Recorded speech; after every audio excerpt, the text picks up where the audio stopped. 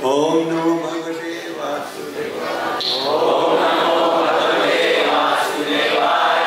ओम नमो भगवते वासुदेवाय। ओम नमो भगवते वासुदेवाय। ओम नमो भगवते वासुदेवाय। ओम नमो भगवते वासुदेवाय। आज हम आपको चौथे स्कंद के 69 अध्याय के 2 श्लोक सुनाएंगे। सुनेगा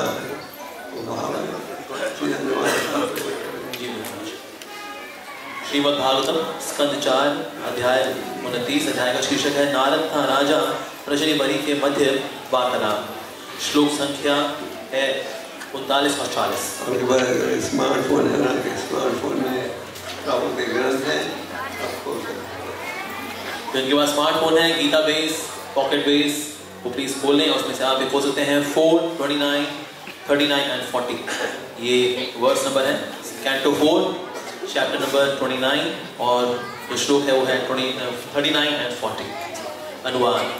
हे राजन, जिस स्थान में शुद्ध भक्त विधि विधानों का पालन करते हुए तथा इस प्रकार से नितांत सचेष्ट रहते हुए एवं उत्सुकता पूर्वक भगवान के गुणों का श्रवण एवं कीर्तन करते रहते हैं, उस स्थान में यदि किसी को अमृत के निरंतर प्रभाव को सुनने का अवसर प्राप्त हो तो वह जीवन की आवश्यकताएं, भूख तथा प्यास भूल जाएगा और समस्त प्रकार के भय, शोक तथा मोह के प्रति निश्चेष हो जाएगा।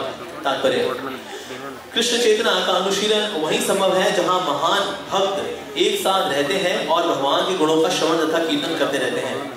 वृंदावन जैसे पवित्र स्थानों में अनेक भक्त भगवान के गुणों का निरंतर श्रवण तथा कीर्तन करते रहते हैं।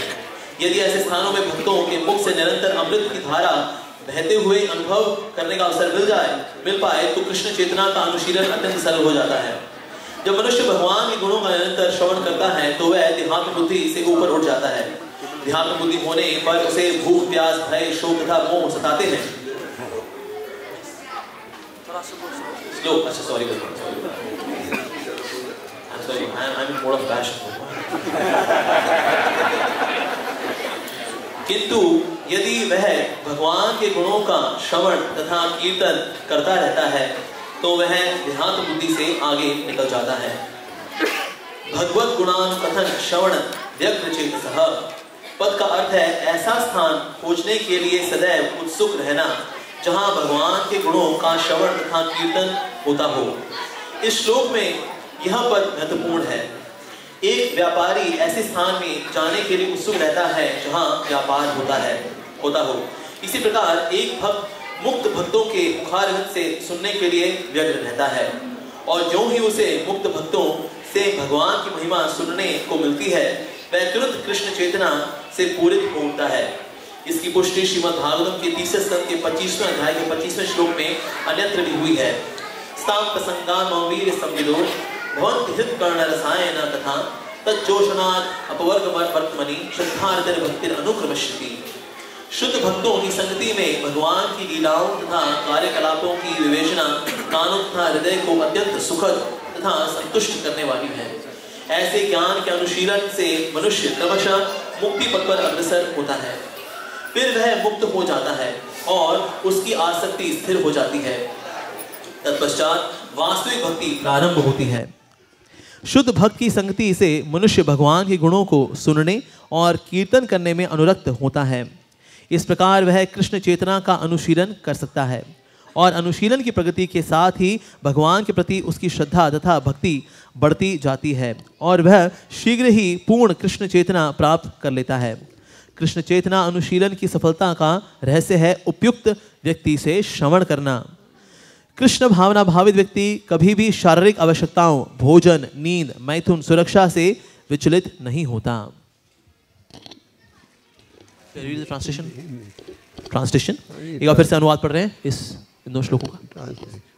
हे राजन, जिस स्थान में शुद्ध भक्त विधि विधानों का पालन करते हुए तथा इस प्रकार से नितांत सचेष्ट रहते हुए एवं उत्सुकता पूर्वक भगवान के गुणों का श्रवण एवं कीर्तन करते रहते हैं, उस स्थान में यदि किसी को अमृत के निरंतर प्रवाह को सुनने का अवसर प्राप्त हो तो वह जीवन की आवश्यकताएं, भूख तथा प्यास भूल जाएगा और समस्त प्रकार के भय, शोक तथा मोह के प्रति निश्चेष्ट हो जाएगा। ओम ज्ञानतिमिरन्दस्य ज्ञानाञ्जनशलाकया चक्षुर्मिलितं येन श्रीचैतन्यमनोभीष्टं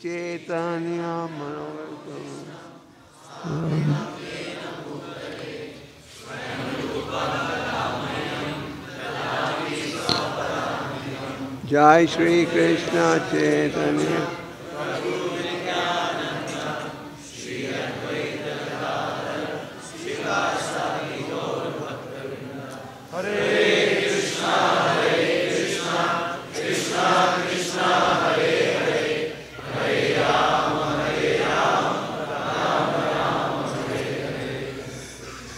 हरे कृष्णा। इस श्लोक का उच्चारण नारद मुनि कर रहे हैं और ये उपदेश दे रहे हैं किसे? महाराज कृष्ण परिषद को। आप भागवतम में शुरू से अंत तक भगवान की लीलाओं और भक्ति की महिमा का ज्ञान प्राप्त करते हो। तो यहाँ नारद मुनि महाराज प्रचिन्न परिषद के माध्यम से हम जीवों को उपदेश दे रहे हैं। महाराज प्रचिन्न परिषद के बेटे थे 10, जिनका नाम था प्रचेतस। पिता ने बेटों को भेज दिया था तपस्या का पालन करने के लिए और दिव्य ज्ञान प्राप्त करने के लिए, और स्वयं वो जुड़े हुए थे अनेक प्रकार के भौतिक कार्यों में, कर्मकांड कार्यों में। तो नारद मुनि को 12 में से एक महाजन माना जाता है।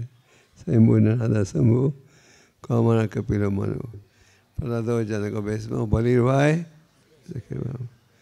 12 प्रसिद्ध महाजन हैं जिनके द्वारा हमें आध्यात्मिक ज्ञान प्राप्त होता है। इनमें एक है नारद मुनि। नारद मुनि को कई बार भगवान भी कहा जाता है क्योंकि वो सदा भगवान का ही संदेश या रूप प्रस्तुत कर रहे हैं। और नारद मुनि की इच्छा क्या रहती है? सब अजीब जुड़े भक्ति में। तो नारद मुनि ने देखा ये राजा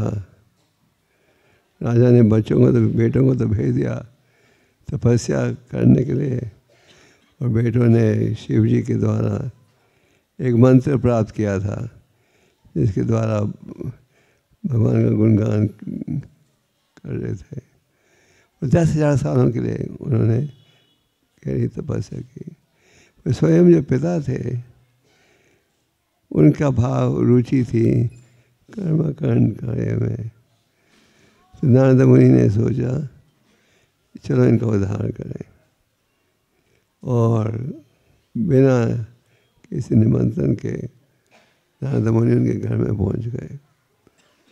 नारद मुनि से राजा से कहा क्या होना चाहिए जीवन का लक्ष्य, और राजा ने कहा मेरा भौतिक आकर्षण अभी तेज है, आप मुझे शिक्षा दीजिए कि क्या होना चाहिए मेरा कर्तव्य और किस प्रकार से जीवन बिताना चाहिए।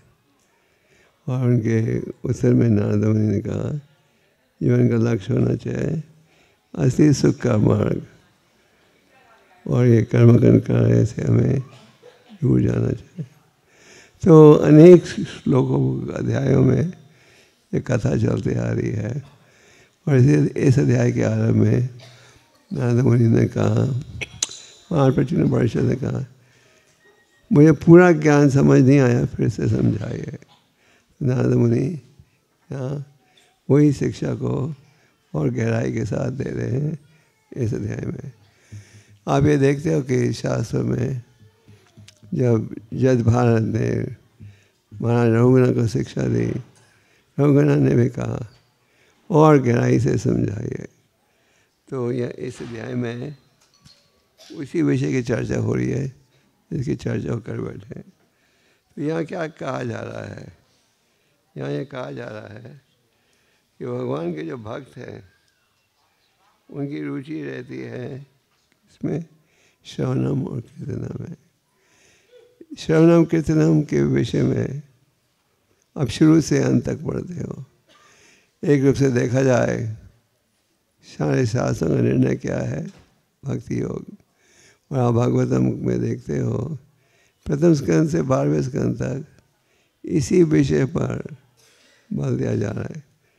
और सब लीलाओं का मूल संदेश है कि भक्ति योग एक साधन है। यहाँ कहा जा रहा है कि अगर व्यक्ति भगवान के नामों का गुणगान करे, भगवान की लीलाओं का गुणगान करे, तो वो बच सकता है किससे? प्यास और भूख और भय, शोक तथा मोह से बच सकता है। तो भौतिक संसार में हम सब प्यासे रहते हैं और भूखे।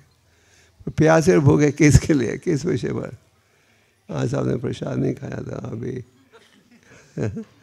तो प्यासे और भूखे किस लिए? भौतिक इच्छाओं के लिए।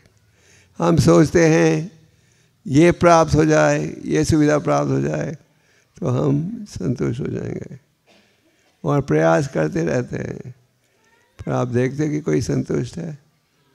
हाँ नहीं, सब अशांत है, चाहे कितने भी धनी हो।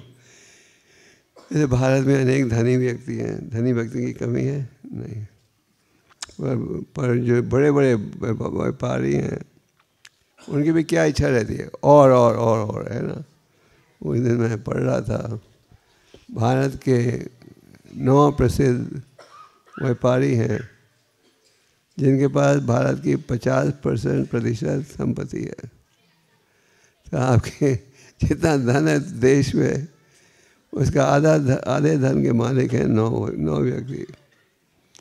और ये 9 व्यक्ति को बोला अभी आप रिटायर हो जाओ, बहुत कमा लिया। नहीं हमने कहाँ कमाया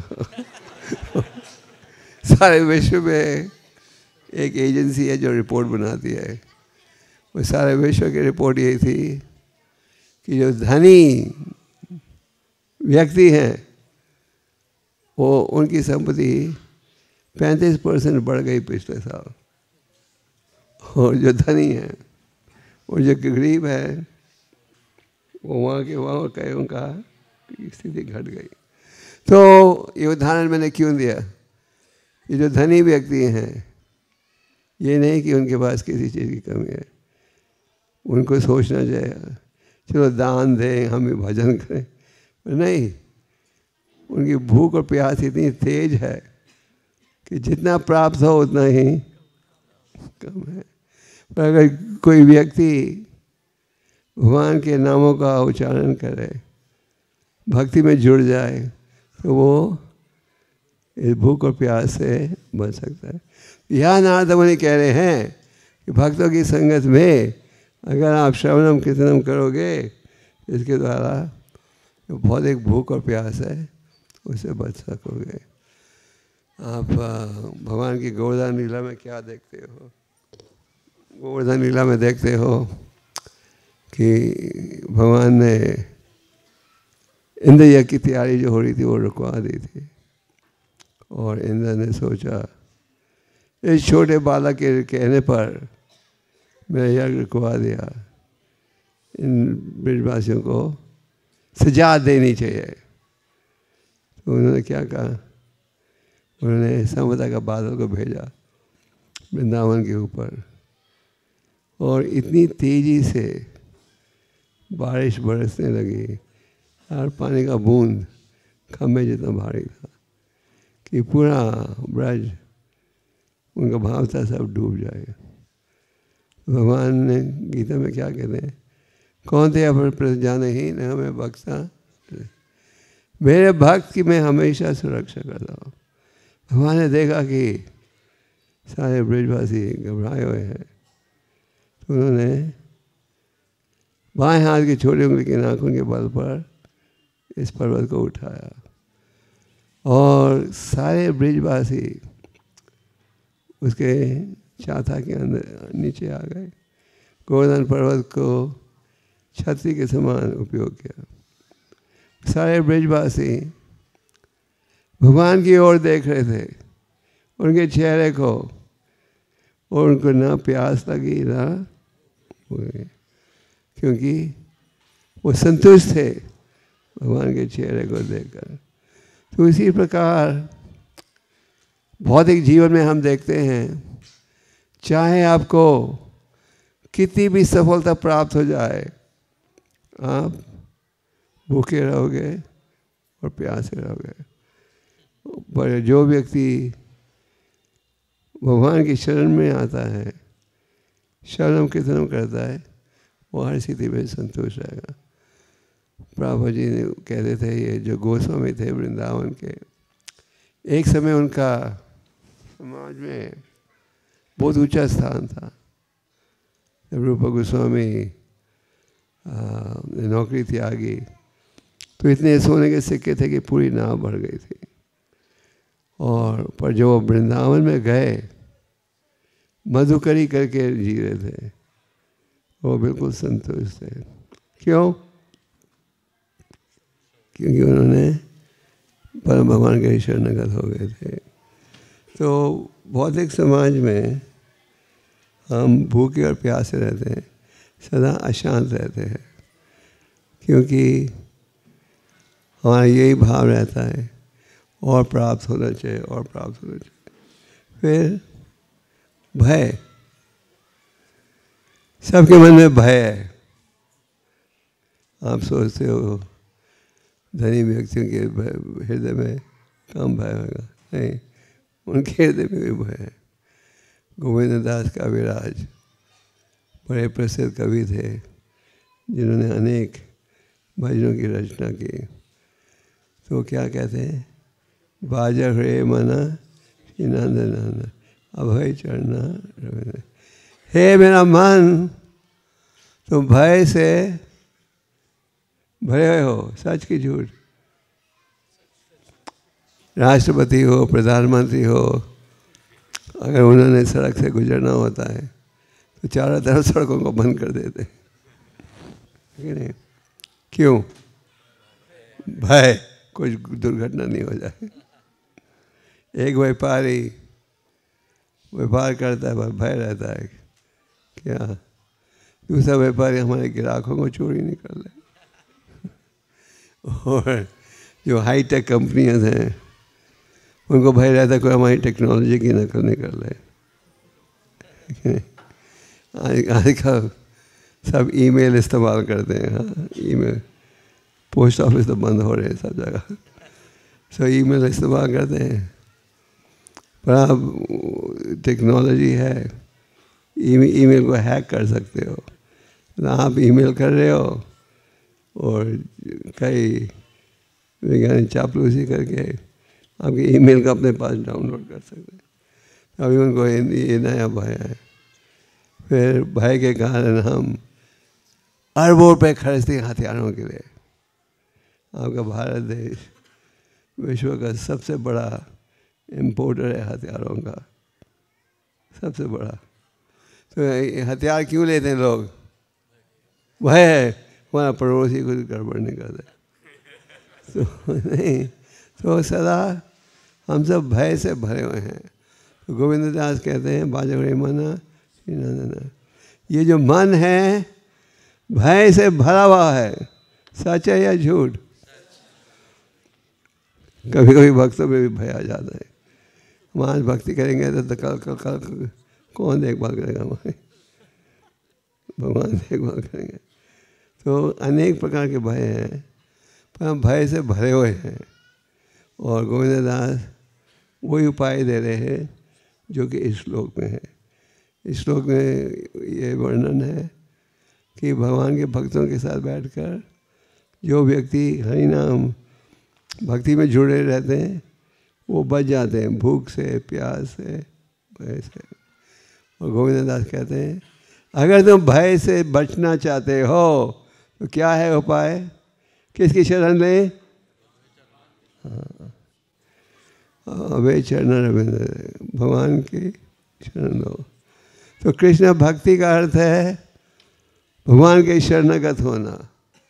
ये है शास्त्रों का निर्णय।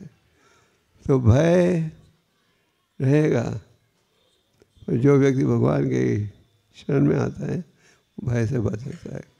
पापा जी उदाहरण देते थे, एक बच्चे के हाथ पिता पकड़ कर चलता है तो उसके मन में कोई भय नहीं रहता, पर अकेले हो तो भय रहता है। तो हम सब के मन में भय है, और अनेक प्रकार, चाहे आप व्यापारी हो, चाहे सेना हो, चाहे राजनीतिक नेता हो, भय रहता है। जो धनी व्यक्ति है उनको ज़्यादा भय रहता है, कोई दुर्घटना नहीं हुई जाए। आप अफ्रीका जाओ, कभी मैं कीनिया वगैरह जाता हूँ, वहाँ जो धनी व्यक्ति हैं, बहुत ऊंची दीवार के ऊपर वायरिंग ऐसी वायरिंग कि अभी हाथ लगेगा तो आपको शौक लग सकता है। इसके अलावा चौकीदार, इसके अलावा कुत्ते हर जगह से प्रयास करते हैं कोई दुर्घटना नहीं हुई जाए। तो ये है परिणाम जिनके मन में भय है। फिर शोक, हमारे मन में शोक रहता है, अरे ये नहीं पाया, ये नहीं प्राप्त किया, शोक से भरे हुए हैं। अगर कुछ चीज़ खो जाए तो भी शोक रहता है। तो लेमेंटेशन, शोक, जैसे हम बड़े होते हैं छोटी उम्र के लिए शोक कर दें, तो इस संसार में शोक है। भक्तों को अलग प्रकार का शोक होना चाहिए, उनका लेमेंटेशन होना चाहिए। इतने बजीव भौतिक जगत में कष्ट उठा रहे हैं, उनका उद्धार किया जाए। तो सोचती न कंक्षति। फिर इल्यूजन, मोह, हम अज्ञानता के कारण मोह में रहते हैं। सबसे बड़ा मोह क्या है?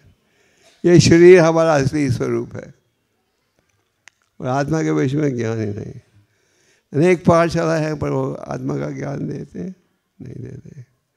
इसको अनेक पाठशाला है जहाँ की आपको आत्मा के विषय में ज्ञान मिलता है। ये सबसे महत्वपूर्ण विषय है। आत्मा सनातन है, देह नश्वर है। पर ये महत्वपूर्ण विषय की चर्चा कहाँ होती है? तो उस और भौतिक समाज में क्या क्या प्रयास किया जा रहा है? ये प्रयास किया जा रहा है कि आप भौतिक सुख को ही प्राप्त करो। ये है हमारे मोह।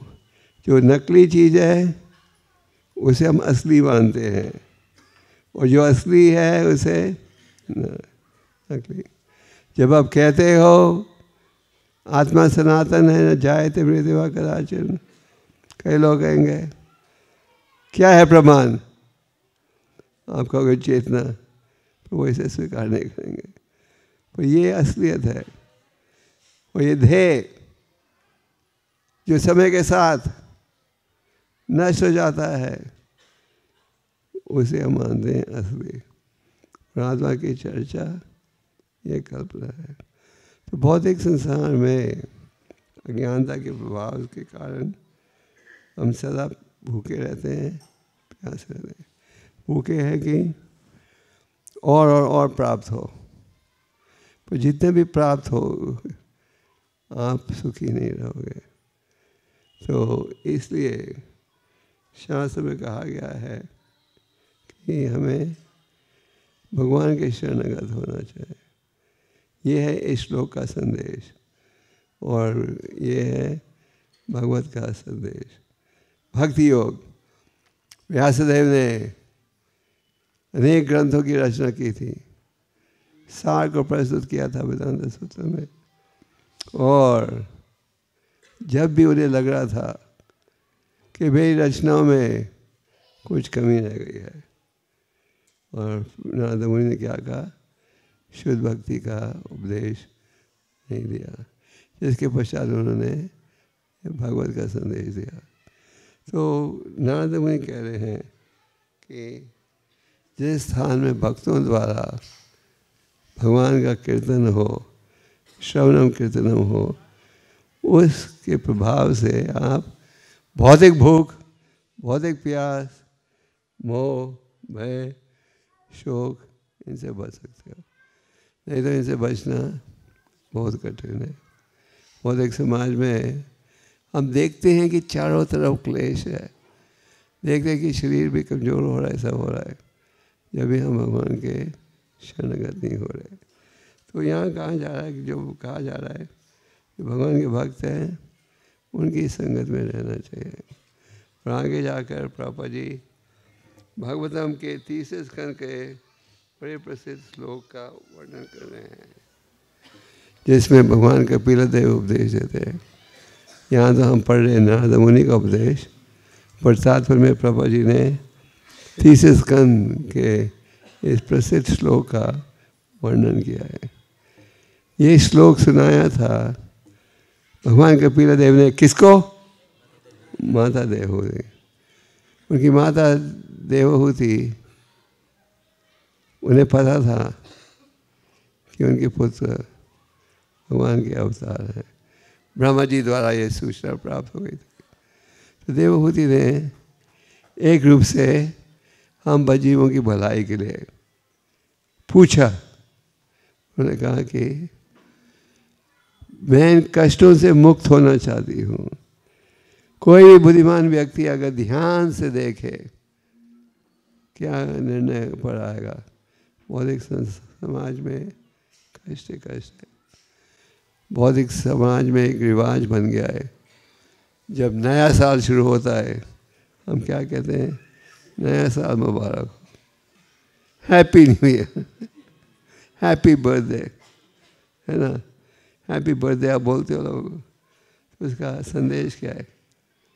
आप खुशी से रहो अभी ये जन्मदिन के बाद, है ना? अर्थ तो यही है।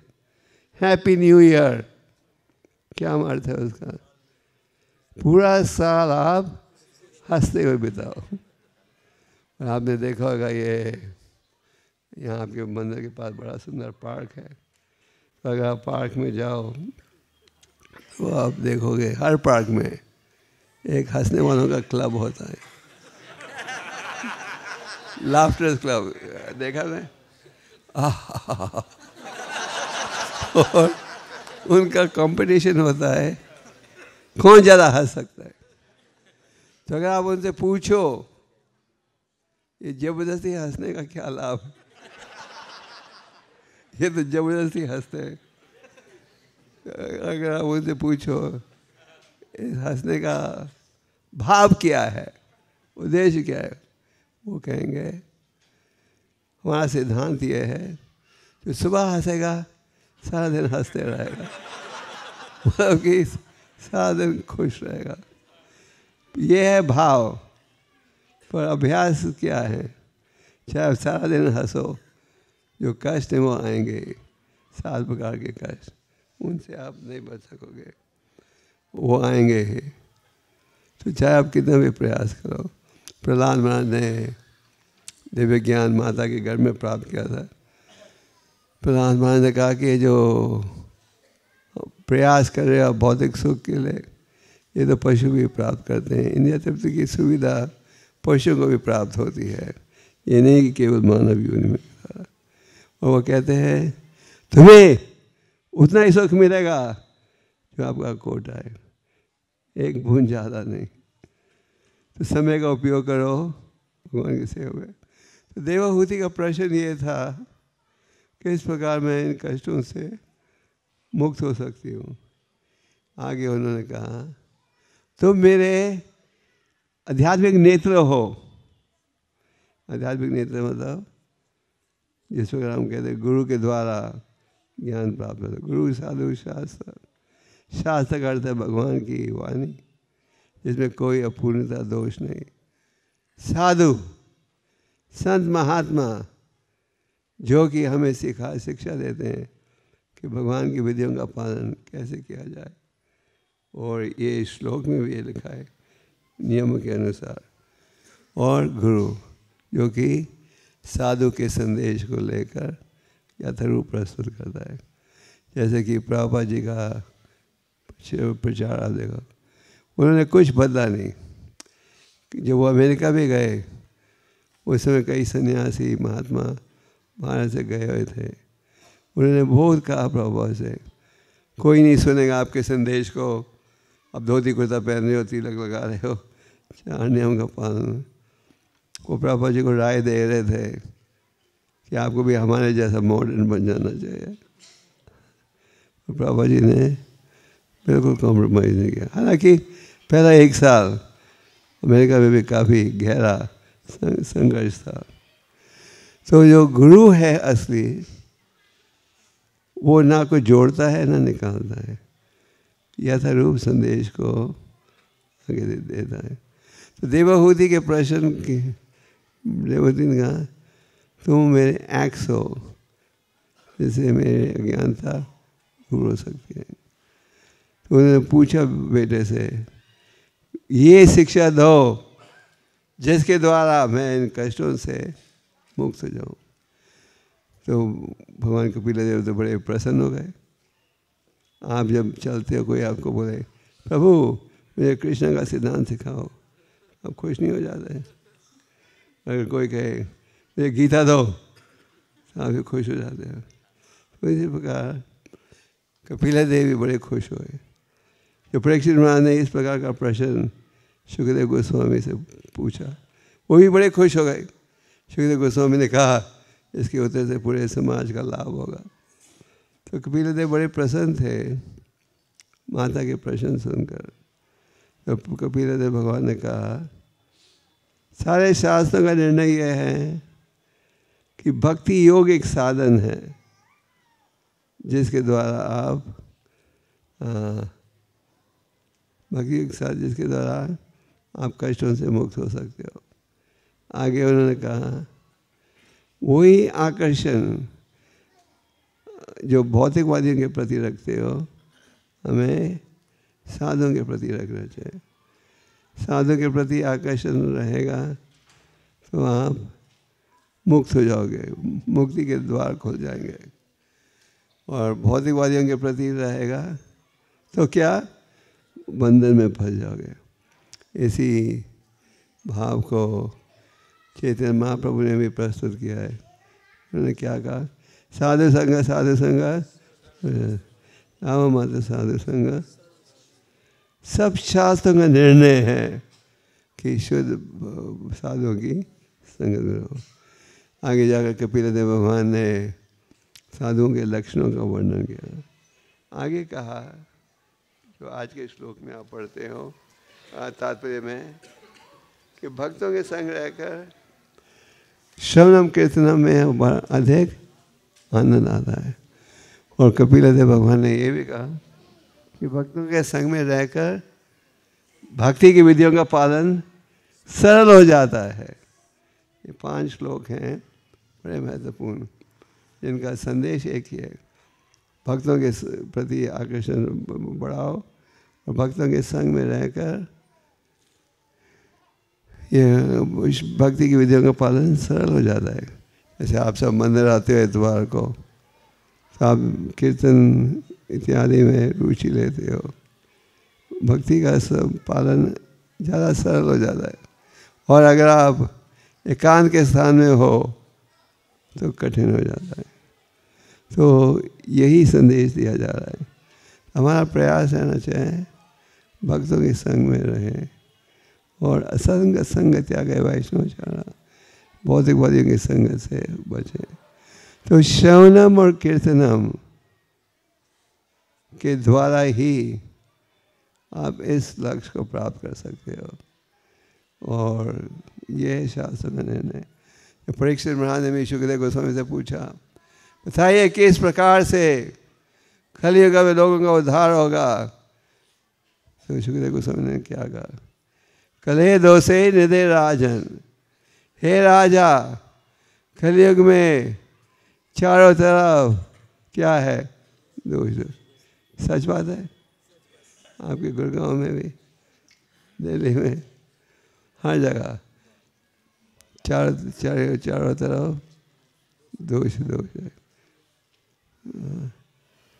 और अस्ति का महागुण पर एक गुण है, क्या, कीर्तन देव कृष्ण से, कृष्ण का कीर्तन मुक्त संग से, और इस हरि नाम के उच्चारण से असली मुक्ति प्राप्त हो सकती है।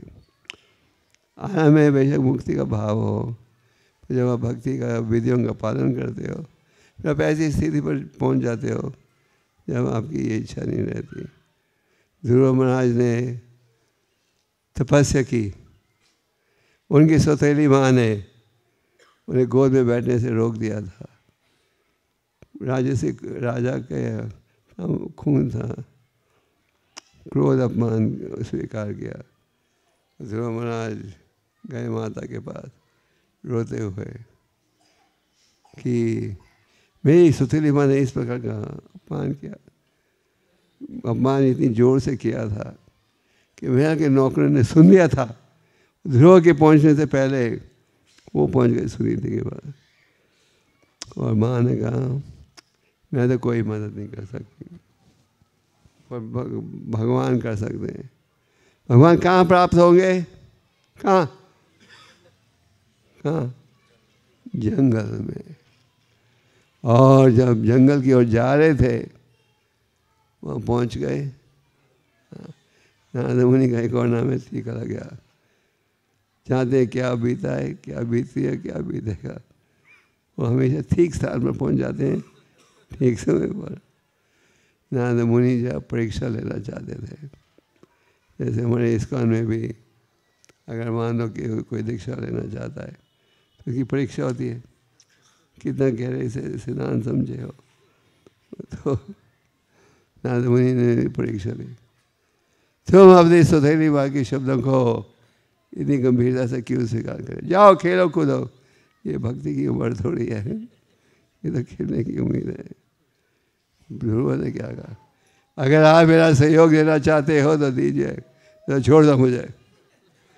जब उन्होंने देखा कि इतना दृढ़ भाव है, तो फिर उन्होंने मंत्र दिया, साधन दिया, और ध्रुव ने गहरी तपस्या की।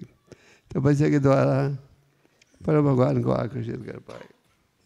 और भगवान ने कहा मेरे कारण तुमने इतना कष्ट तपस्या का पालन किया, अब मांगो मेरे से क्या वर चाहिए। ध्रुव ने क्या कहा, मैं टूटे हुए शीशों की खोज में था, अब मुझे हीरा प्राप्त हो गया। और अगर आप कोई वर देना चाहते हो तो ऐसा वर दीजिए कि उन्नत भक्तों की संगत मुझे मिले, क्योंकि उन्नत भक्तों की संगत मिलेगा तो ज्ञान अंधता से दूर हो सकूँगा। ये थी उनकी इच्छा। भगवान कहते हैं गीता में, चाहते पिता भजनते माम, 4 श्रेणी के व्यक्ति मेरी शरण में आते हैं। कौन है ये? धन। गुड़गांव में तो द्वारका में लोगों को धन चाहिए। धन चाहिए तो लोग जो बुद्धिमान है क्या कहते हैं, हम देवताओं के पास नहीं जाएंगे, हम तो सीधा परम भगवान के पास जाएंगे।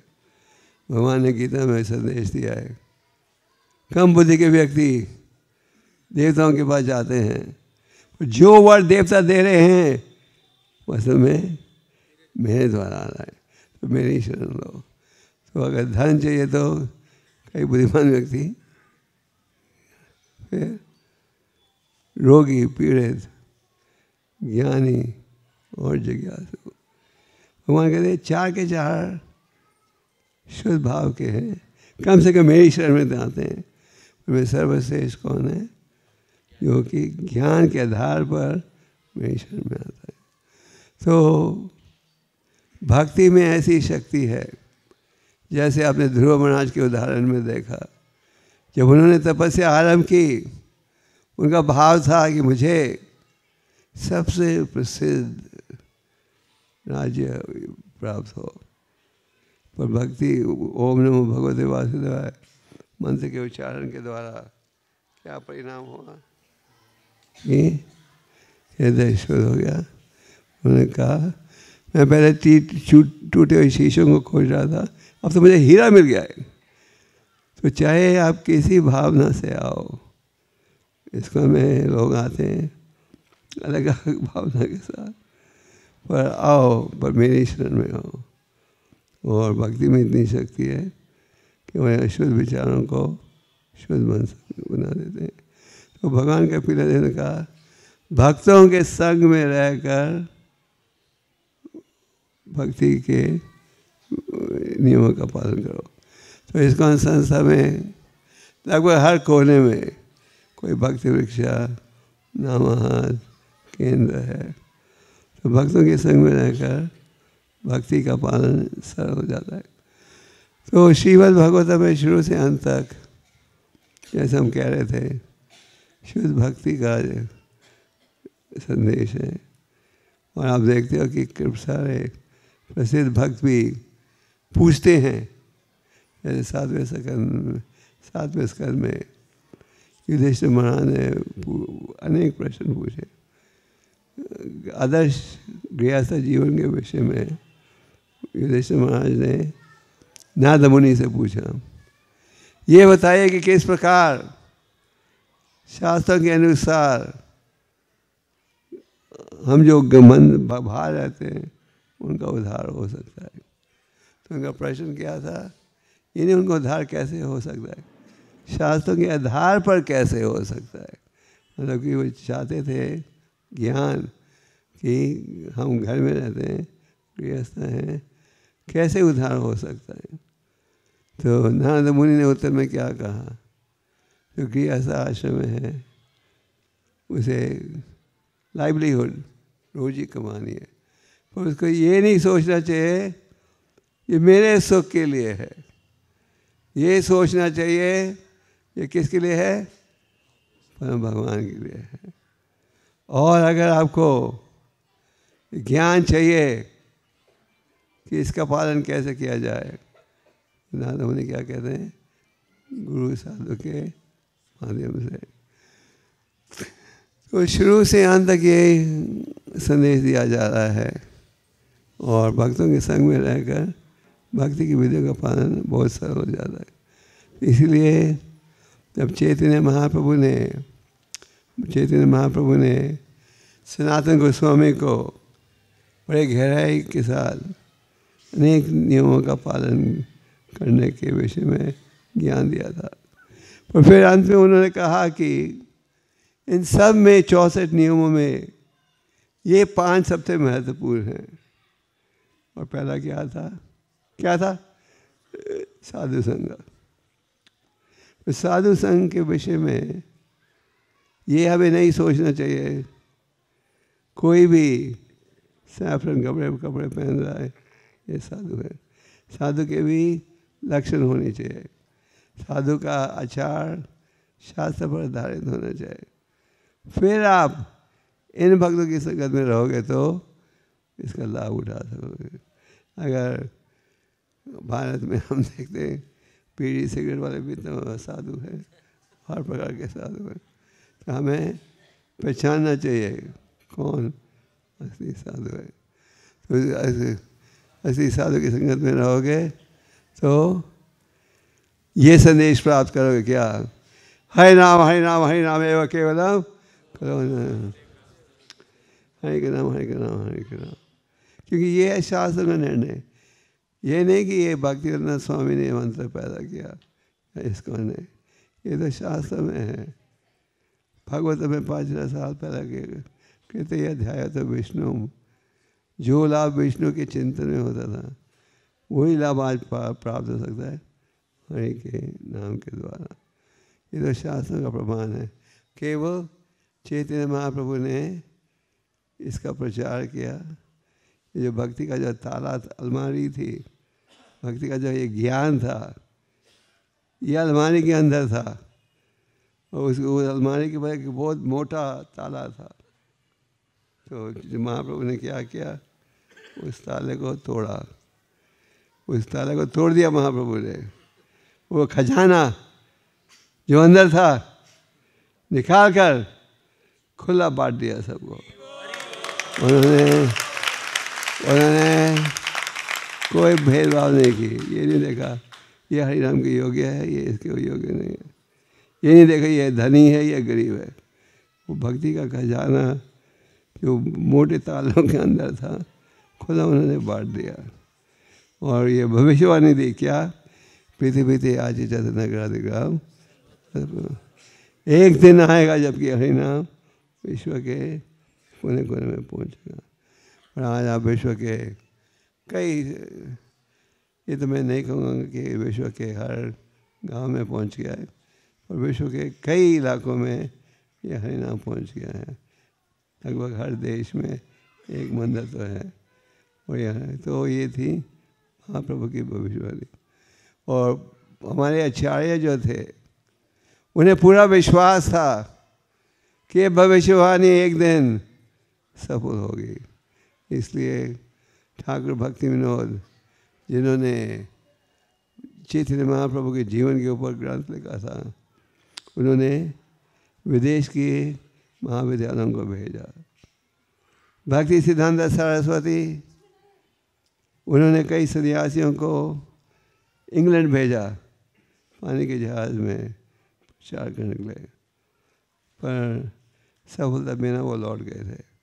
जब भक्ति सिद्धांत जी ने प्रभुपाद जी को देखा पहली बार 1922 में, पहली मुलाकात में ही वो पहचान गए कि ये है वो युवक जो कि महाप्रभु की भविष्यवाणी को पूरा कर सकता है। इसलिए उन्होंने ये आदेश दिया, तुम पढ़े लिखे युवक हो, ले जाओ चैतन्य महाप्रभु के संदेश को पश्चिम देश में। भक्ति सिद्धांत जी अप्रकट हुए थे 1935 में। उनके अप्रकट होने से 2 हफ्ते पहले प्रभुपाद जी ने एक पत्र लिखा था उन्हें कि प्रभुपाद जी ने कहा, आपके इतने सन्यासी शिष्य हैं जो आपके लिए इतनी सेवा कर रहे हैं, मैं आपके लिए कुछ भी नहीं कर रहा, कोई आदेश दो, सेवा दो। और भक्ति सिद्धांत जी ने वही आदेश दिया जो कि उन्होंने पहले दिया था, तुम पढ़े लिखे युवक हो, ले जाओ महाप्रभु के संदेश को पश्चिम देश में। तो प्रभुपाद जी को पूरा विश्वास था ये आदेश है, प्रयास करने से सफल होगा। तो पहला था साधु संग, दूसरा था नाम कीर्तन। नाम कीर्तन मतलब हरिनाम।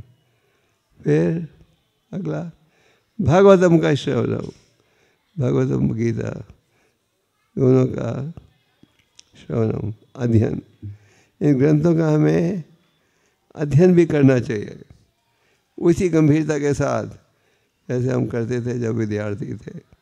ये नहीं इन ग्रंथों को हम खोलें पढ़ने को जब हम आधी नींद में हों और 2 मिनट पढ़ने के बाद मैं कई बार भक्तों को कहता हूँ इन ग्रंथों को स्लीपिंग पिल मत बना लो। स्लीपिंग पिल जानते हैं क्या? नींद की गोली। कई होंगे जिनको नींद नहीं आती उन्हें नींद की गोली खानी पड़ती है। तो कई बार लोग भक्त पढ़ते हैं बस सोने से 5 मिनट पहले।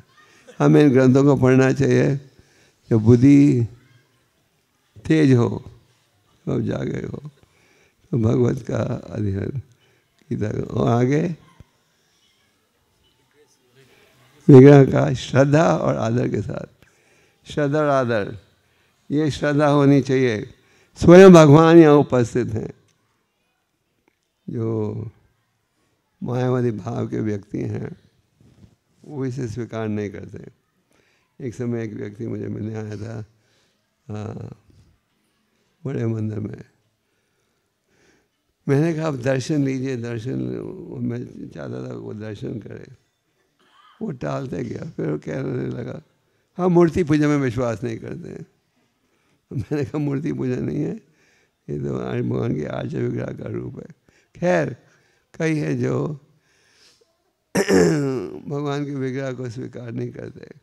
हमारा सिद्धांत है भगवान आर्य विग्रह के रूप में प्रकट होते हैं, जैसे वो अपने नामों में प्रकट होते हैं, जैसे वो अपने ग्रंथ में प्रकट होते हैं। ग्रंथ में भी आप भगवान की वाणी को पढ़ते हो। तो भगवान तो प्रकट हो गए, पर भागवतम के अनुसार अपनी शिक्षा को छोड़ गए कहाँ? श्रीमद् भागवतम में। तो श्रद्धा और आदर के साथ पूरा श्रद्धा, भगवान स्वयं यहाँ उपस्थित हैं। ये विग्रह की उपासना। और छठा धामवासी। अभी सब सभा जाओगे तो द्वारका में प्रचार कौन करेगा? तो उसका अर्थ है जहाँ भी आप रहते हो उस वातावरण को वैकुंठ बना दो। जैसे खैर आपके इलाके का नाम ही द्वारका है, यहाँ तो सबको ये करना ही चाहिए। जहाँ में रहते हो उसे वैकुंठ बना दो। जैसे प्रभुपाद ने कहा ये जो हमारे मंदिर हैं अलग अलग स्थानों में, ये बॉम्बे दिल्ली में थोड़ी है, ये तो वैकुंठ में है। तो अगर आप इन 5 नियमों का पालन करोगे भक्ति के मार्ग में उन्नति कर सकते हो। तो संक्षेप में श्रवणम कीर्तन में रुचि लेनी चाहिए, रुचि बढ़ानी चाहिए। कई बार लोग पूछते हैं हरिनाम में रुचि कैसे बढ़े? हरिनाम की रुचि बढ़ेगी हरिनाम के उच्चारण के द्वारा। उच्चारण करोगे तो रुचि बढ़ेगी, उच्चारण नहीं करोगे तो रुचि नहीं बढ़ेगी। कई बार भक्त पूछते हैं ग्रंथों में रुचि कैसे बढ़ाए? ग्रंथ पढ़ने से, पढ़ोगे तो रुचि बढ़ेगी। जब पढ़ोगे ही नहीं रुचि थोड़ी बढ़ेगी। पर इन ग्रंथों में तो इतनी शक्ति है, कोई आप ग्रंथों को रखो भी घर में लाभ है, और पूरा लाभ उठाने के लिए हमें इन ग्रंथों को पढ़ना चाहिए। तो भगवान यहाँ हमें नारद मुनि इस श्लोक में उपाय दे रहे हैं, भौतिक सुख और भौतिक प्यास से कैसे बचो। आप कहोगे अभी हम प्रसाद खाएंगे, पानी पिएंगे, भौतिक भूख भी खत्म, प्यास भी खत्म, और ये तो खत्म होगी 2 मिनट के लिए, फिर भूखा हो जाएगा। तो इसका अर्थ है भौतिक सुख और प्यास भौतिक सुविधाओं के लिए, भौतिक सुविधाओं के लिए हम भूखे और प्यास हैं। इसलिए हम कहते हैं और चाहिए। और अगर हम इसे पालन करेंगे तो क्या बचेंगे?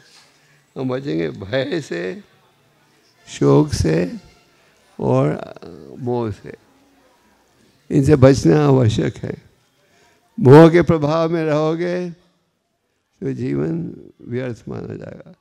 जैसे एक प्रसिद्ध भक्त नरोत्तम दास ठाकुर कहते हैं, मनुष्य जन्म पाया राधा कृष्ण ने बाजिया, जानिया शून्य पीछा गयो। मनुष्य जीवन तो प्राप्त कर लिया पर राधा कृष्ण का भजन नहीं किया। मैं जानबूझकर जहर पी रहा हूँ। तो हाँ, लोग जहर पी रहे हैं और हमारे भक्त क्या प्रयास करते हैं अमृत देने के लिए। जैसे हम ग्रंथों का वितरण का मैराथन करते हैं, किस लिए? लोगों का उद्धार करने के लिए। कई भाग्यवान लोग स्वीकार करते हैं, कहीं नहीं। जैसे मंदिर का निर्माण हो रहा है, मंदिर का निर्माण क्यों हो रहा है? पतितों के उद्धार के लिए। लोग मंदिर में आएंगे, भगवान के विग्रह के सामने प्रणाम करेंगे, कीर्तन सुनेंगे, उपदेश सुनेंगे, उनका उद्धार होगा। मंदिरों का निर्माण की महिमा हमारे शास्त्रों में है।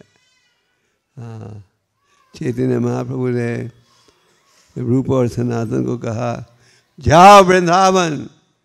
उनको 3 प्रकार के कार्य दिए। एक कार्य ये दिया भक्ति संबंधित ग्रंथों की रचना करने के लिए। दूसरा मंदिरों का निर्माण। तीसरा उन स्थानों को खोजो जहाँ भगवान ने लीला प्रकट किए।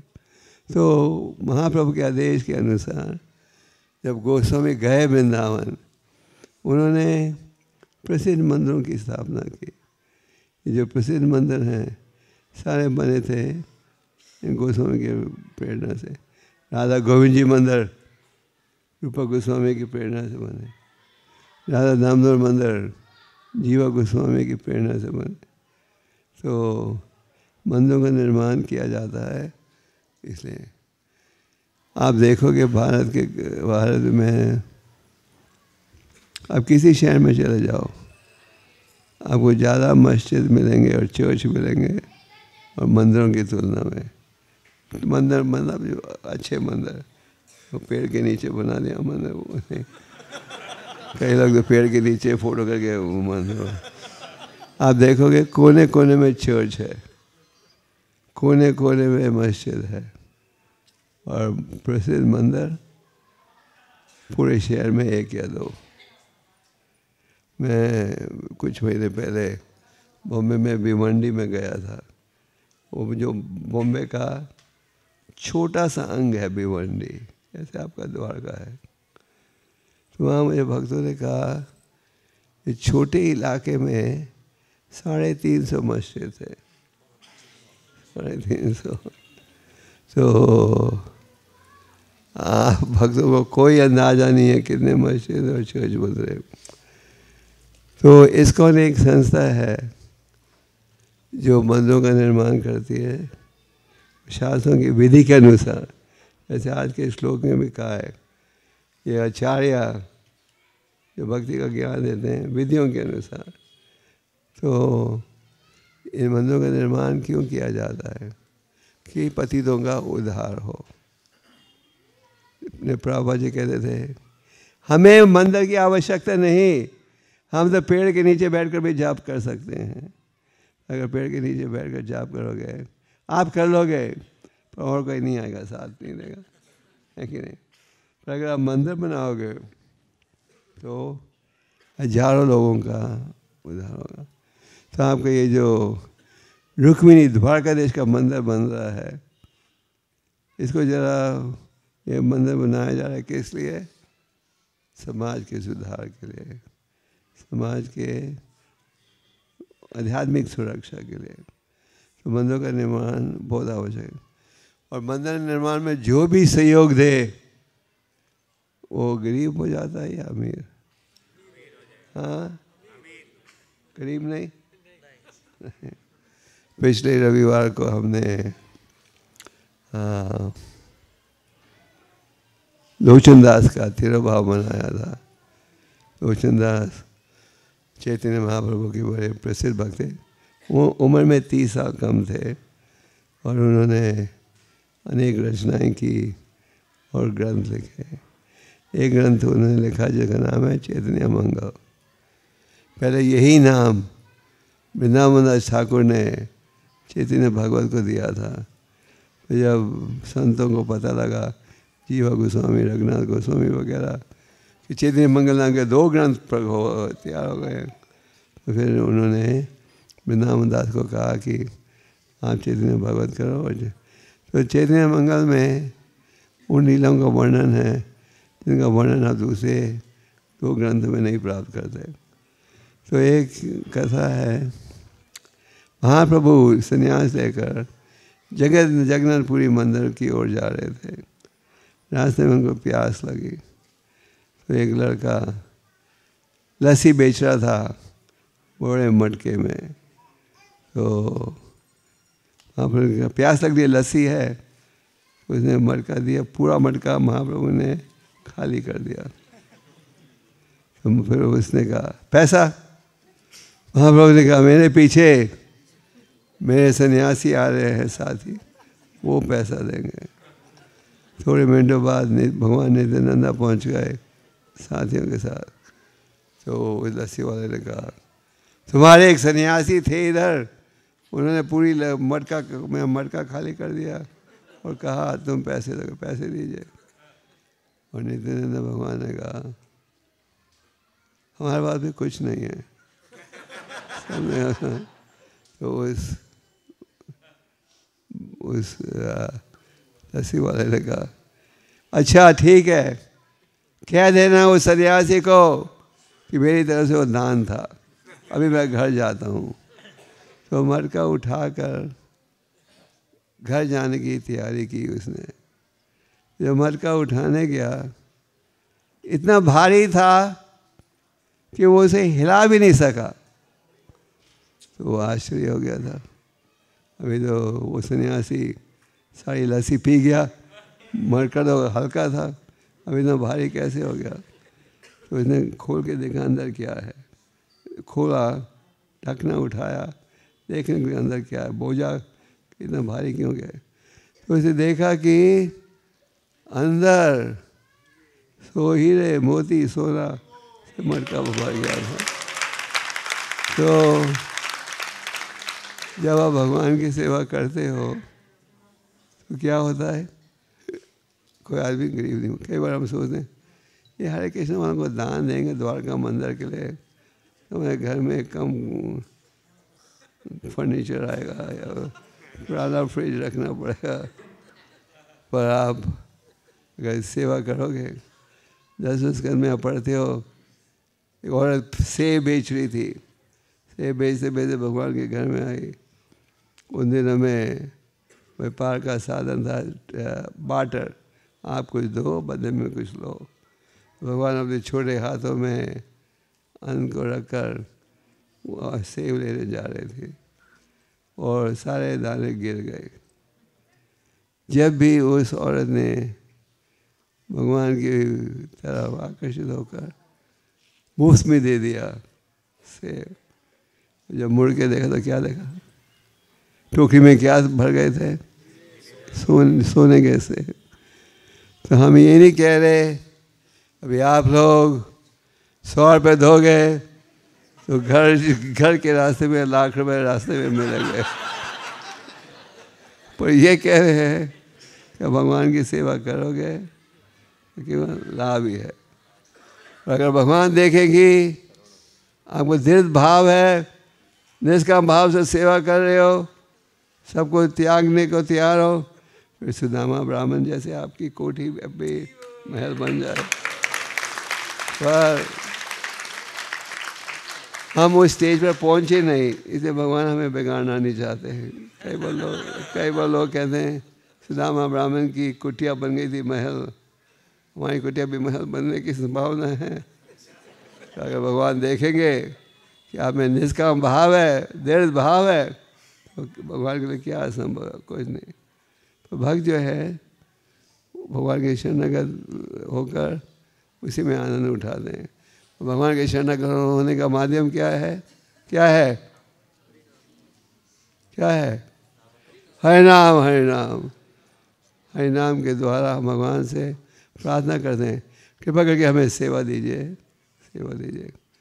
तो आप सब भक्तों को मिलकर इस रुक्मिणी द्वारकाधीश के मंदिर को धीमे बनाना चाहिए, तेजी से, धीमे नहीं तो तेजी से बनाना चाहिए।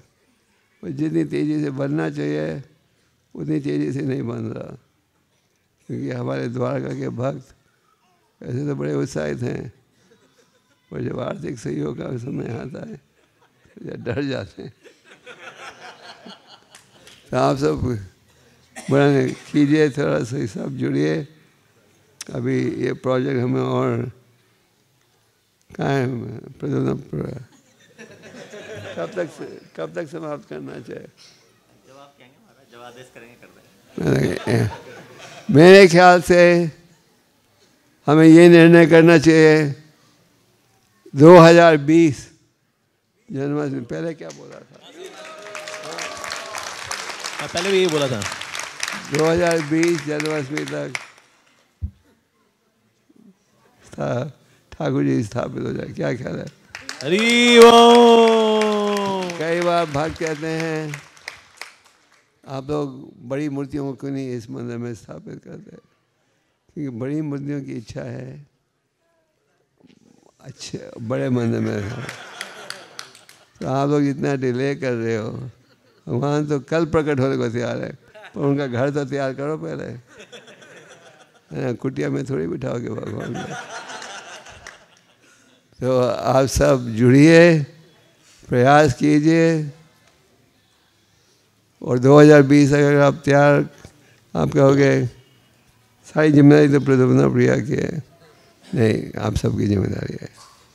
आप सब इतना बोझा हम किसी पर नहीं डालना चाहिए। सब जुड़ोगे, फिर आप बाद में ये भी कह सकोगे हमारे प्रयास से मंदिर बना। आप सोचते होगे लोगों को क्या पता आपने क्या सेवा की है, तो भगवान को तो पता है, भगवान हर चीज़ के साक्षी है।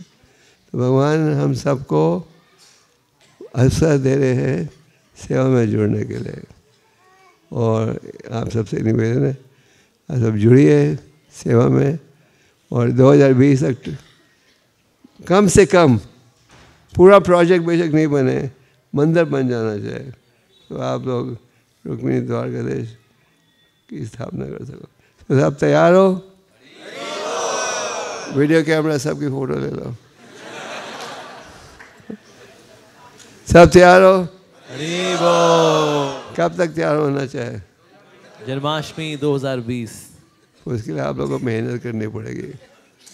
असली मेहनत आप लोगों ने शुरू नहीं की अभी तक, बुरा नहीं मानना। आपके चेहरे से दिखता है पसीना, तो किसके चेहरे में नहीं दिखता। जब मेहनत करोगे तो पसीना आएगा, बीमारियाँ आएंगी, एक बार अल्सर आ जाता है। तो आप सब मेहनत कीजिए और ये मंदिर को जल्दी से जल्द बनाने का प्रयास करना चाहिए। हरे कृष्ण। हरे कृष्णा। आप लोग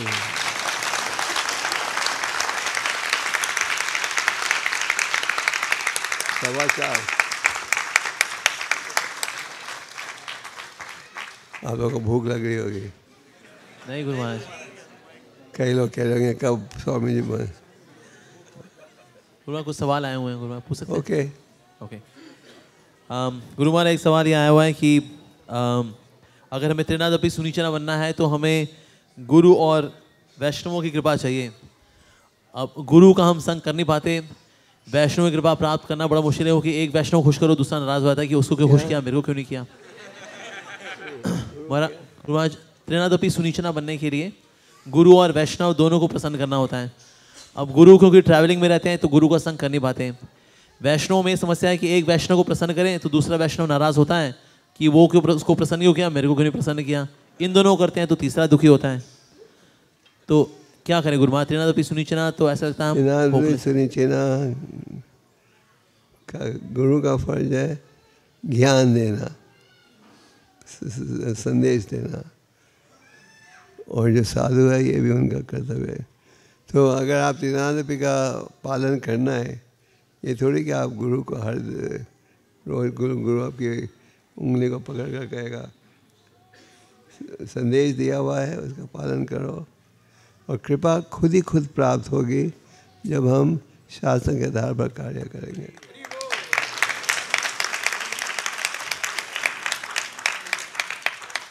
गुरु महाराज एक और प्रश्न आया है फ्रॉम ऋत्विक चोपड़ा। उन्होंने कहना है कि गुरु की वाणी महत्वपूर्ण है और गुरु की वाणी से जब सब कुछ होना है तो जीवित गुरु की भला क्या आवश्यकता है? पुस्तकें पढ़ लेंगे और भगवत धाम निकल जाएंगे। शास्त्र में तो यही है कि जीवित गुरु प्राप्त होना चाहिए। आपने ऋत्विक का वर्णन किया था। गुरु महाराज भेजने वाले का नाम है ऋत्विक चोपड़ा। भेजने वाले का नाम गुरु महाराज भेजने Ritwik Chopra. No no Guru Maharaj, yes yes Guru Maharaj. मैं जो भेजने वाले का नाम है उसका प्रश्न है गुरु महाराज जी कि ऋत्विक चोपड़ा।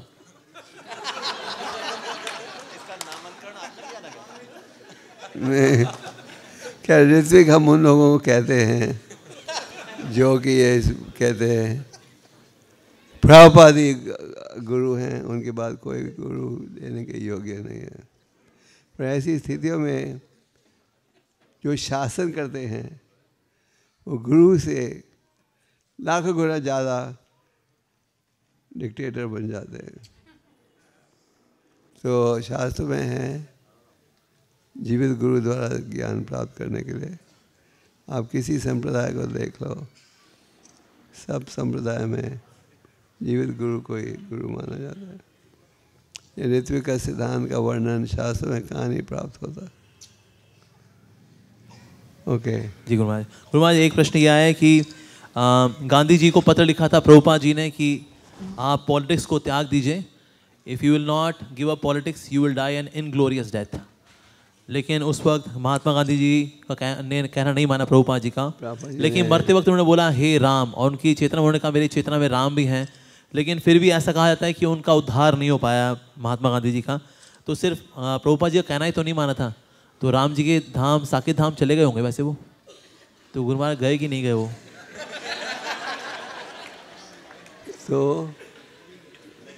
क्या बोला आपने? गुरु महाराज, महात्मा गांधी साकेत धाम गए कि नहीं गए, क्योंकि प्रभुपाद जी का कहना तो माना नहीं। हाँ, हम ये इस प्रश्न का उत्तर नहीं दे सकते क्योंकि हमें क्या हुआ हम तो क्या बताएं।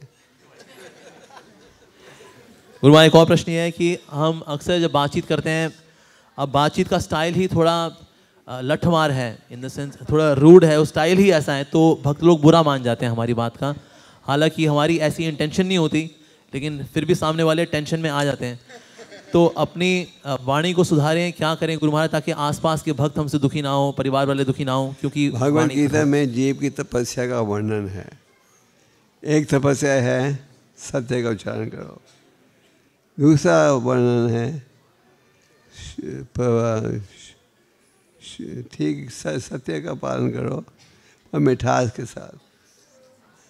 आपकी वाणी में थोड़ी मिठास होनी चाहिए, ये नहीं सबको डांटते रहो हमेशा, तुम मूर्ख हो, तुम ही हो, तुम ही हो।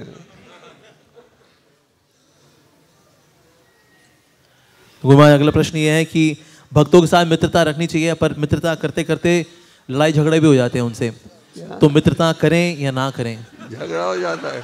गुरु महाराज, भक्तों से मिलना, आप उनसे संबंध बनाना, मित्रता रखना, भक्तों के साथ मित्रता करते हैं तो मित्रता के बाद फिर झगड़े भी हो जाते हैं उनसे, तो गुरु महाराज फिर मित्रता करनी है कि नहीं करनी है भक्तों के साथ? मित्रता का भाव होना चाहिए। भागवतम में 4 स्कंद में भगवान ने प्रचेतस को दर्शन दिया। भगवान ने कहा, प्रचेतस 10 भाई थे। भगवान ने कहा मैं तुम भाइयों से बहुत प्रसन्न हूँ। क्यों? कि तुम भाइयों का एक ही धंधा है, धंधा शब्द है ऑक्यूपेशन, वो है भक्ति योग। तो मांगो मेरे से क्या वर चाहिए। प्रभुपाद जी ने भी कहा your love for me will be shown by how you cooperate. मेरे तरफ जो प्रेम है वो प्रस्तुत होगा हमारे व्यवहार में, कैसे हम एक दूसरे से कोऑपरेट कर दें। तो मित्रता का भाव का मतलब है अब एक दूसरे का सहयोग दो भगवान की शिक्षा के पालन में, भगवान की सेवा में। झगड़ा अक्सर होता है अहंकार के कारण, तो अहंकार से हमें बचना है। जी गुरु महाराज। गुरु महाराज, एक प्रश्न ये है कि मैनेजमेंट की सेवाएं देखते देखते हमें दोष भी देखने पड़ते हैं, दोषों की चर्चाएं भी करनी पड़ती हैं भक्तों की, और इस प्रकार से मैनेजमेंट की सेवा में हमसे जाने अनजाने में अपराध होते हैं और चेतना दूषित होती है, तो फिर कैसे बैलेंस करें इसको? हम कहते हैं हमारा सिद्धांत 100% पक्का है। कृष्ण भगवान परम भगवान है, हरिनाम माध्यम है, भगवद गीता असली ग्रंथ है। पर हम ये नहीं कहते कि हमारा मैनेजमेंट 100% राइट है। मैनेजमेंट में कमी हो सकती है, तो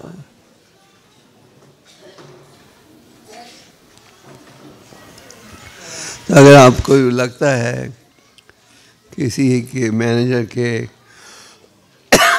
डीलिंग में कुछ कमी है तो आप कह सकते हो आदर के साथ, मैं ये कमी देखता हूँ, और आप उनको नहीं कहना चाहो तो उनके सुपीरियर है उन्हें कह सकते हो। जी गुरु महाराज। हम ये नहीं कहते हमारा मैनेजमेंट कोई दोष नहीं है, किसी ने दोष देगा तो मतलब वो ईर्ष्या द्वेष से भरा हुआ है, हम ऐसे नहीं कहते। अगर कुछ कमी है तो हम सुधारने को तैयार है, सुनने को तैयार है।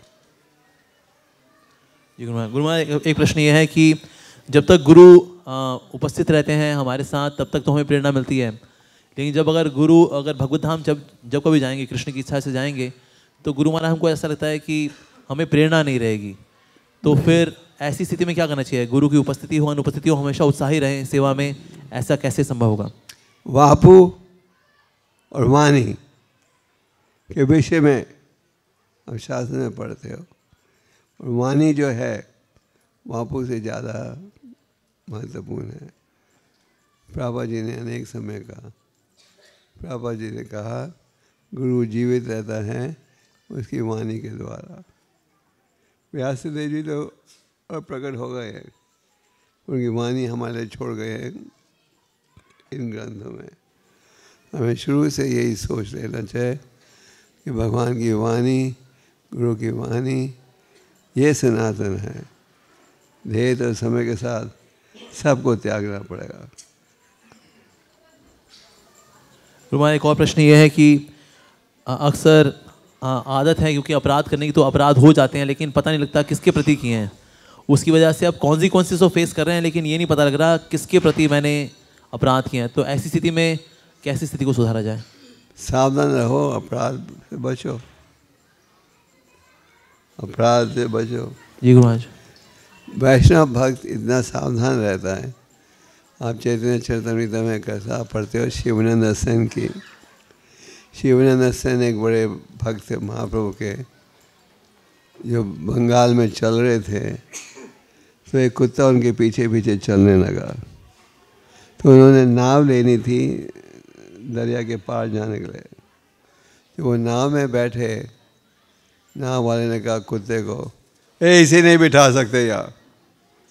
तो शिवानंद सेन ने कहा ये कुत्ता मेरा पीछा कर रहा है, तो उसको एक्स्ट्रा पैसे देकर बिठा दिया।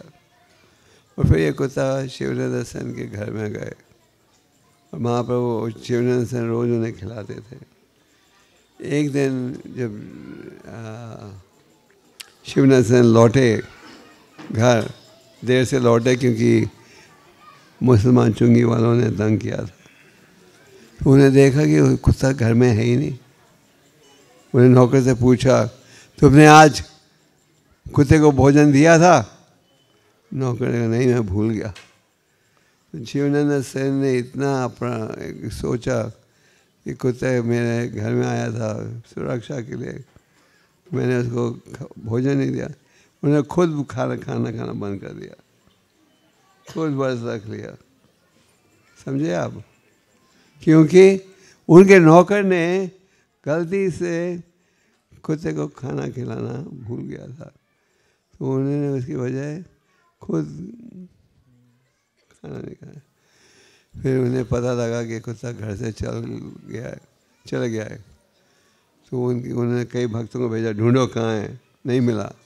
फिर जब वो महाप्रभु के पास पहुँचे, उन्होंने देखा ये कुत्ता वहाँ बैठा हुआ था, और महाप्रभु कच्चा नारियल फेंक रहे थे, वो कुत्ता छलांग मारकर खा लेता था, और हरे कृष्ण का पूरा मंत्र का उच्चारण कर रहा था। तो अगर आप में से कोई सोचे कि अरे शिवानंद सेन को ते रख सकते तो हम क्यों नहीं रख सकते? क्यों?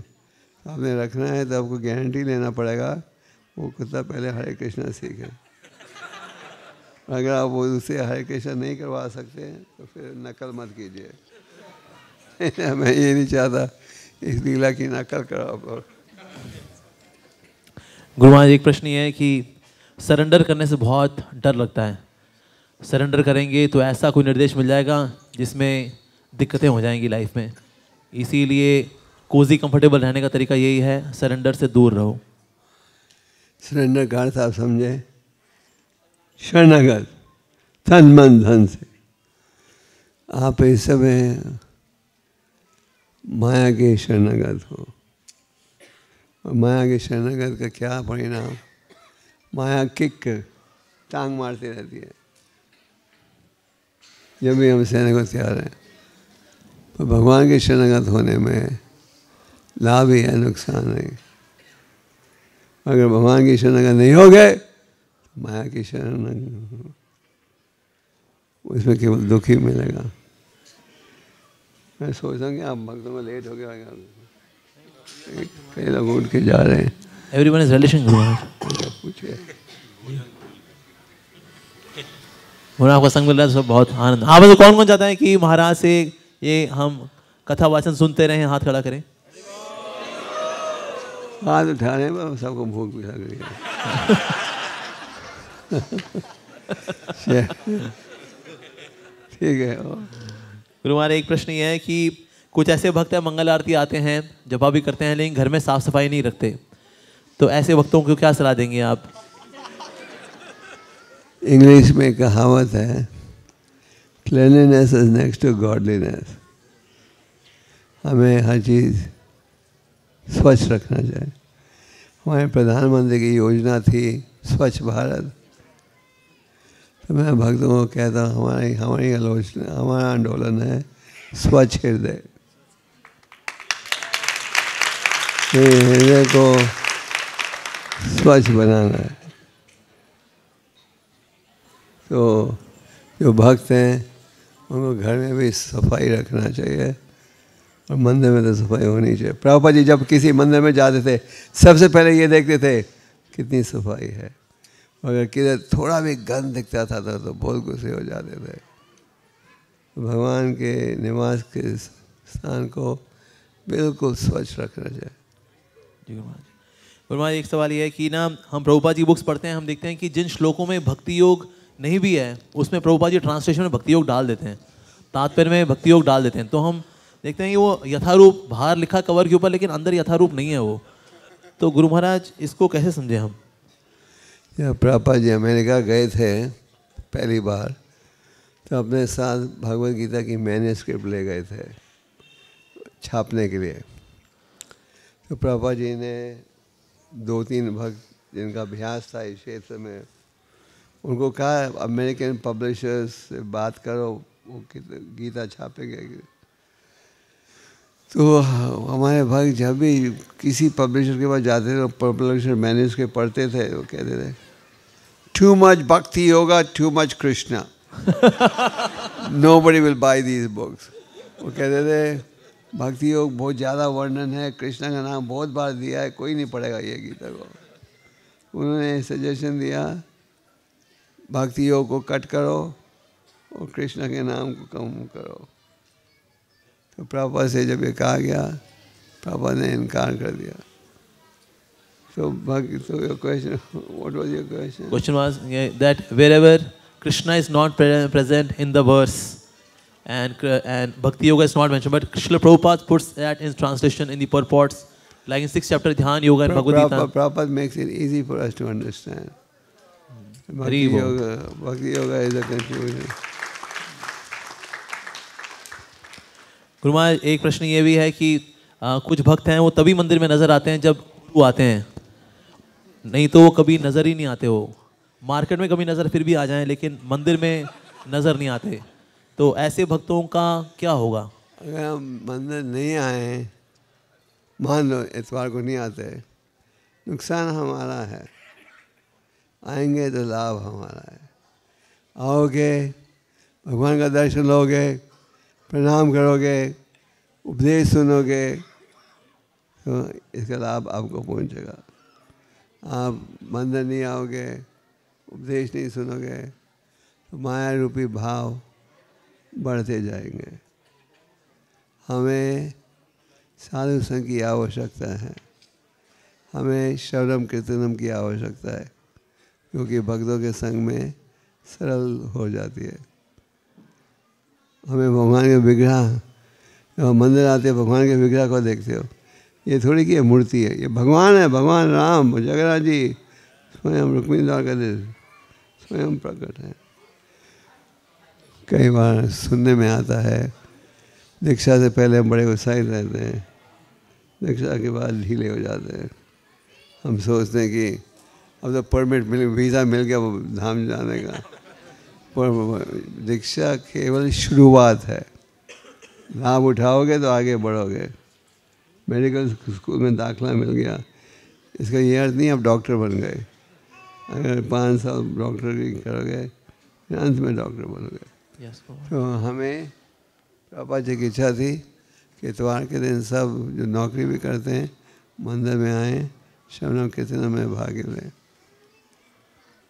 गुरु महाराज, एक प्रश्न ये है कि मेरी बहुत इच्छा है कि आपके ऐसे परमहंस वैष्णव ठाकुर से मेरी दीक्षा हो, लेकिन मुझे ये भी डर लगता है कि आपके ऐसे परमहंस के चरणों में अपराध ना हो जाए, तो दीक्षा लेने से मन घबराता भी है।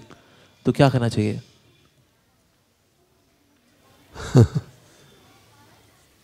घबराता है तो ऐसा आज का कार्य करो कि घबराने की आवश्यकता नहीं पड़े।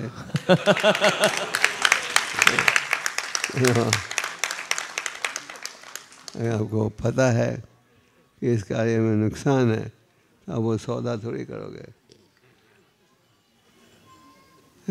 Yes, ओके, मैं सोचता हूँ लास्ट क्वेश्चन। गुरु महाराज ये है कि 16 माला में बिल्कुल ध्यान नहीं लगता, बाकी कहाँ कहाँ ध्यान लगता है बता नहीं सकता। लेकिन गुरु महाराज 16 माला में ध्यान नहीं लगता, तो क्या वो 16 माला भगवान स्वीकार करते हैं या उसको डस्टबिन में डाल देते हैं? खुशखबरी अरे वो सुनना चाहते हो? अरे वो ध्यान से या अध्यान से लो, हरि नाम का लाभ तो आपको मिलेगा। पर आपको पता है जब प्रभुपाद जी 1971 में भारत में आए थे पहली बार विदेशी भक्तों के साथ, तो भारत में काफ़ी क्रांति हो गई थी, लोग आश्चर्य हो गए थे सुनकर। तो एक फिल्मी कलाकार ने एक फिल्म बनाई हरे राम हरे कृष्ण, जिसमें वो दिखाते हैं कि लोग भांग पीते हैं और फिर हरे राम हरे कृष्ण करते हैं। तो जब ये फिल्म रिलीज़ हुई, भक्तों ने सोचा कि हमारी संस्था का बुरा नाम कर रहा है, भांग पी बता रहे हैं, भांग पी कर हमें हरे कृष्णा बोलते हैं। उनकी इच्छा थी कि कोर्ट केस किया जाए। प्रभुपाद ने कहा कोर्ट केस करने की ज़रूरत नहीं है। मैंने भी चर्चा की थी प्रभुपाद से। प्रभुपाद ने कहा nothing to worry, people hear the holy name and benefit. तो हरि नाम का प्रचार हो जाएगा। तो 3 साल पहले अमेरिका में मैंने एक भक्त को दीक्षा दी थी जिसने PhD की थी। तो मैंने उससे पूछा, जैसे मैं कहीं उनसे पूछता हूँ भक्त कैसे बने, तो उसने बोला जब मैं छोटा था भारत में महाराष्ट्र में एक फिल्म रिलीज़ हुई थी जिसका नाम था हरे राम हरे कृष्णा। उस फिल्म में ये धुन थी हरे कृष्णा हरे राम की। मुझे वो धुन इतनी अच्छी लगी कि मैं दिन रात सुनते रहता था। मैं कभी कृष्ण का नाम सुना ही नहीं। और अभी 20 साल बाद 30 साल बाद उसने दीक्षा भी ले ली। तो उसका परिचय हुआ उस फिल्म के द्वारा। हालांकि उस फिल्म में दिखाया जा रहा था लोग पहले भंग पीते हैं और फिर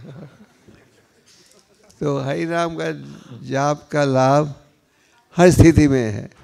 अगर आप हरि नाम में जा रहे हो, लोग क्या है पागल हरे कृष्ण वाले हमें सोने नहीं देते तो भी उनका लाभ हो। हरे कृष्ण तो बोल दिया, पर अगर पूरा लाभ उठाना है तो थोड़ा प्रयास करना पड़ेगा। डिस्काउंटेड लाभ हर स्थिति में मिलेगा। Thank you Guru Maharaj. Okay, Hare Krishna. Hare Krishna.